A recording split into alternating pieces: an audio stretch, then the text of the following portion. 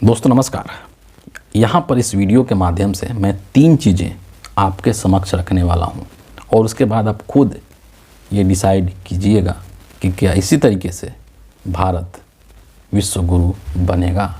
सबसे जो पहला चीज़ है वो फोर्ब्स का एक रिपोर्ट है और उस रिपोर्ट में ये चीज़ बताई गई है। ये रिपोर्ट तैयार की गई दरअसल कि दुनिया के जो शक्तिशाली देश हैं उनकी रैंकिंग बताई गई है और इसमें जो फोर्ब्स के इस सूची में दुनिया के 10 शक्तिशाली देशों की जो सूची है इसमें हिंदुस्तान का नाम नहीं है, भारत का नाम नहीं है।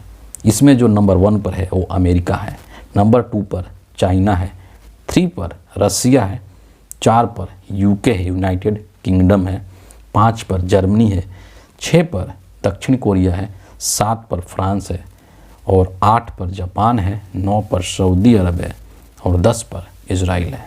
इसमें भारत का नाम नहीं है। दुनिया के टॉप 10 सबसे जो पावरफुल कंट्री है, जो सबसे शक्तिशाली कंट्री है। और ये जो लिस्ट तैयार की गई है इसके 5 पैरामीटर्स हैं। उन 5 पैरामीटर्स के आधार पर ही इस लिस्ट को तैयार की गई है। पहला जो पैरामीटर है वो नेतृत्व क्षमता का है, यानी कि देश का नेतृत्व कितना प्रभावशाली है। उस देश के जो राष्ट्राध्यक्ष हैं, जो प्रधानमंत्री हैं, वो कितने पावरफुल हैं, वो कितने प्रभावशाली हैं। दूसरा चीज़ आर्थिक प्रभाव है, दूसरा इसका पैरामीटर, यानी कि जो देश की अर्थव्यवस्था है वो कितनी मजबूत है, कितना व्यापक है, इसका अध्ययन इसमें किया गया है। तीसरी चीज़ इसका राजनीतिक प्रभाव है, जो तीसरा पैरामीटर है। और इसके अंदर जो वैश्विक राजनीति है उसमें देश की क्या स्थिति है, विश्व के राजनीतिक पटल पर हिंदुस्तान की क्या स्थिति है, ये इसके अंदर है। और चौथा जो पैरामीटर है वो अंतर्राष्ट्रीय गठबंधन है। इसमें बेसिकली अन्य देशों के साथ आपकी जो डिप्लोमेसी है, एक कूटनीतिक साझेदारी जो है वो कैसी है, उसको इसके अंदर रखा गया है। और अंतिम जो 5वां पैरामीटर है वो है सैन्य शक्ति, यानी कि देश की सेना कितनी मजबूत है और कितनी आधुनिक है। इन 5 पैरामीटर्स के आधार पर ये लिस्ट तैयार की गई दुनिया के टॉप 10 शक्तिशाली देश, जिसमें कि भारत नहीं है। विडंबना ये है कि हिंदुस्तान की जो गोदी मीडिया है, so called main stream media जो है, वो इस बात का टंका पीटती है कि नरेंद्र मोदी जो हैं वो दुनिया के सबसे शक्तिशाली व्यक्ति हैं। पूरी दुनिया नरेंद्र मोदी की तरफ देखती है, नरेंद्र मोदी से सलाह लेते हैं, नरेंद्र मोदी युद्ध रुकवा देते हैं। तमाम तरीके के बातें जो हैं वो गोदी मीडिया के द्वारा की जाती है। लेकिन फोर्ब्स का ये जो पत्रिका है इसके टॉप 10 शक्तिशाली देशों के सूची में नरेंद्र मोदी नहीं है, देश का नाम नहीं है। मुझे पता है कि जो गोदी मीडिया के जो लोग हैं वो इसको अंतर्राष्ट्रीय साजिश करार दे सकते हैं और जो फोर्ब्स ने ये रिपोर्ट तैयार की है ये फोर्ब्स को भी एंटी इंडिया करार दे सकते हैं और फोर्ब्स को भी ये लोग नकार सकते हैं कि जो फोर्ब्स है वो गलत है, वो हिंदुस्तान की छवि खराब करना चाहते हैं। ये जो भाजपाई हैं और जो गोदी मीडिया के लोग हैं इनकी एक ही मानसिकता है कि अगर कोई भी अंतर्राष्ट्रीय संस्था या कोई भी अंतर्राष्ट्रीय इस तरीके का संगठन, कोई व्यक्ति मोदी की जब तारीफ़ कर देता है तो ये उस संस्था का या उस संगठन का या उस संस्थान का खूब बखान करते हैं कि देखिए मोदी जी कैसे हैं इस संस्था के अनुसार। लेकिन जब कुछ गलत आता है, नकारात्मक जब आता है, तो ये जो लोग हैं वो लोग उस संस्था के ऊपर ही सवाल खड़ा करना शुरू कर देते हैं। पहली चीज़ ये है। दूसरा चीज़ जो कि इससे भी ज़्यादा चिंताजनक है वो भारतीय रुपया को लेकर के है। डॉलर के मुकाबले जो हमारा भारतीय रुपया है वो लगातार कमज़ोर हो रहा है और ये 86 से भी अधिक जा चुका है। और एक बार मैं अगर 12 फरवरी की बात करूं तो ये 86 रुपया 83 पैसा 86.83 तक जा चुका है।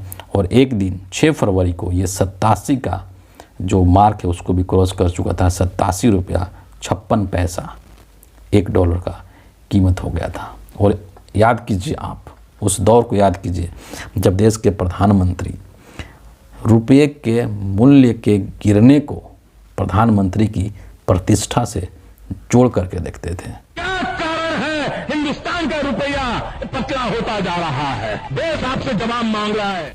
और कहते थे कि जब रुपये का मूल्य गिरता है तो इससे प्रधानमंत्री की प्रतिष्ठा गिरती है, देश की प्रतिष्ठा गिरती है।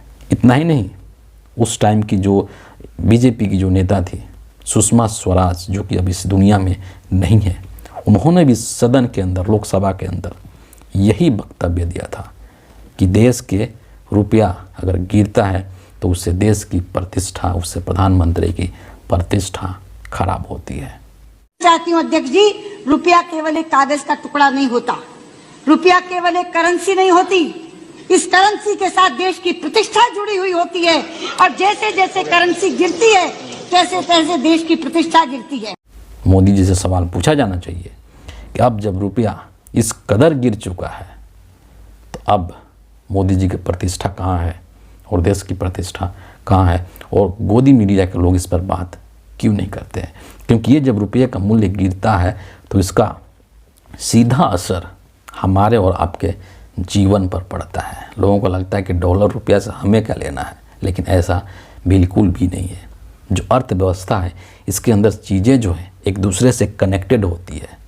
एक चीज़ का अगर प्राइस बढ़ता है तो उसका दूसरे चीज़ पर असर पड़ता है। एग्जाम्पल के तौर पर मान लीजिए कि तमाम तरीके की चीज़ें हम आयात करते हैं। पेट्रोलियम मान लीजिए, कच्चा तेल मान लीजिए, हम दूसरे देशों से आयात करते हैं। डॉलर में व्यापार होता है पूरी दुनिया में। आपको पता है कि अधिकांश व्यापार 80% से अधिक व्यापार डॉलर में होता है। तो जब डॉलर मजबूत होता है, रुपया कमज़ोर होता है और हम जब कच्चा तेल वहाँ से मंगाते हैं तो उसके लिए हमें अधिक पैसा पे करना पड़ता है। मतलब अगर आज हम मंगा रहे हैं $1 में मंगा रहे हैं तो आज हमको 86-87 रुपया पे करना पड़ेगा। अगर ये कम होता, $1 की कीमत 60 रुपया होता तो हमें 60 रुपया देना होता। लेकिन अगर चूँकि $1 का कीमत 87 रुपया है तभी हम 87 रुपया पे कर रहे हैं।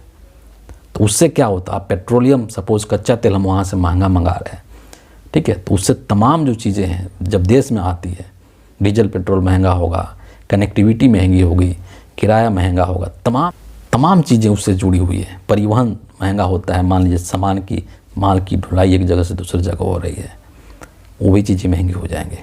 तो सब कुछ जो होता है अर्थशास्त्र के अंदर, अर्थव्यवस्था के अंदर, वो जुड़ी हुई होती है। इसीलिए ये डॉलर जब मजबूत होता है और रुपया जब कमज़ोर होता है तो उसका अंतिम बोझ उपभोक्ता के ऊपर होता है, आम नागरिक के ऊपर होता है। तीसरा चीज़ भ्रष्टाचार सूचकांक को लेकर के है, और जो रिपोर्ट आई है उसमें ये चीज़ बताया गया है कि भारत 3 पायदान और गिर चुका है और 180 देशों की सूची में भारत का जो रैंकिंग है वो 96 पर आ गया है। याद है आपको मोदी जी क्या बोलते थे कि न खाऊंगा और ना ही खाने दूंगा। लेकिन भ्रष्टाचार के मामले में हिंदुस्तान की स्थिति लगातार गिर रही है और भ्रष्ट देशों की सूची में भारत अग्रसर हो रहा है।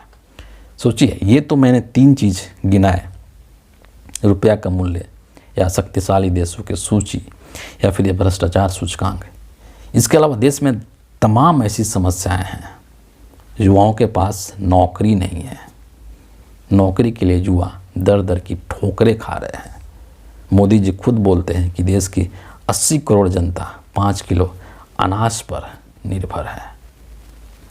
आर्थिक विषमता बढ़ती जा रही है। जो खाई है अमीर और गरीब के बीच में वो लगातार बढ़ती जा रही है।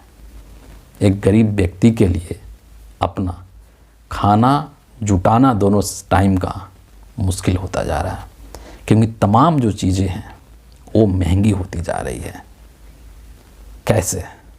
कैसे नरेंद्र मोदी जी विश्व गुरु बन जाएंगे और कैसे जो भारत की अर्थव्यवस्था है उसको 5 ट्रिलियन और 7 ट्रिलियन की बना देंगे, जब यहाँ पर देश की 80-90% जो आबादी है उसके पास खाने के लिए नहीं है।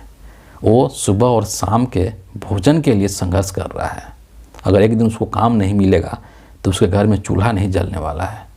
और हिंदुस्तान गांव का देश है और गांव में 70% से अधिक आबादी, तकरीबन 70% आबादी गांव में रहती है।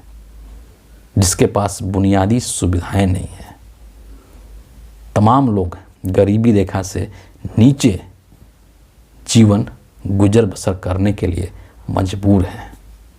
कैसे नरेंद्र मोदी बोलते हैं कि हम विश्व गुरु बन जाएंगे, हम इतने ट्रिलियन की इकोनॉमी बन जाएंगे। आप भी इस पर ज़रूर सोचिएगा। फिलहाल इस वीडियो के लिए इतना ही है। आप सभी का बहुत बहुत धन्यवाद।